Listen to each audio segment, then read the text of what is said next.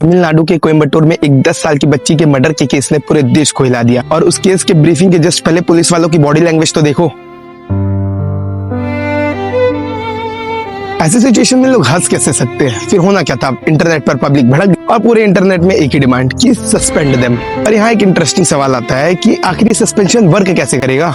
अब कई लोग सोचते हैं कि सस्पेंशन से करियर खत्म हो जाता है। जी नहीं, ऐसा नहीं है। स्टोरी तो कुछ और ही है, चलिए समझते हैं। सस्पेंशन कोई पनिशमेंट नहीं होती। सस्पेंशन का बस इतना सा मतलब है कि ऑफिसर को एक्टिव ड्यूटी से हटाकर उसकी सारी अथॉरिटीज छीन लेना। पावर छीनने का सिंपल सा रीजन यही होता है क्योंकि टॉप अथॉरिटीज नहीं चाहती कि ऑफिसर अपनी पावर यूज करके एविडेंस को इन्फ्लुएंस करे या विटनेस को बहलाए फुसलाए। लाइक इस तमिलनाडु वाले केस में अगर इन आईपीएस ऑफिसर को सस्पेंड भी किया जाता है तो इनकी रैंक एज आईपीएस ऑफिसर रहेगी और मोस्ट ऑफ द केसेस में उनको सैलरी का 50% भी मिलते रहता है, जिसे हम सब्सिस्टेंस अलाउंस कहते हैं। अब इसके बाद शुरू होता है असली गेम। अब ऑफिसर जिस भी डिपार्टमेंट में काम कर रहा होता है वो डिपार्टमेंट एक इंक्वायरी बैठाता है और ऑफिसर को एक चार्जशीट देता है जिसमें उसके सारे एलिगेशंस लिखे होते हैं। ऑफिसर को अपनी साइड रखने का भी मौका दिया जाता है, एविडेंस से गो थ्रू किया जाता है, क्रॉस क्वेश्चंस होते हैं, बहुत सारी हियरिंग्स की जाती है और ये सब एक इंक्वायरी ऑफिसर कंटिन्यूअसली रिव्यू कर रहा होता है। और इंक्वायरी ऑफिसर ही डिसाइड करता है कि जो ऑफिसर है वो गिल्टी है कि नहीं। अगर ऑफिसर गिल्टी प्रूव नहीं होता है तो उसे ज्वाइनिंग लेटर देकर सर्विस में वापस ले लिया जाता है। और अगर गिल्टी प्रूव हो भी जाता है और प्रॉब्लम उतनी बड़ी नहीं थी तो वार्निंग पेनल्टीज देकर और प्रमोशन डिले करके फिर भी उन्हें सर्विस में ले ही लिया जाता है। बहुत सेंसिटिव और सीरियस एलिगेशंस प्रूव होने पर ही डिसमिसल तक की सिचुएशन आती है,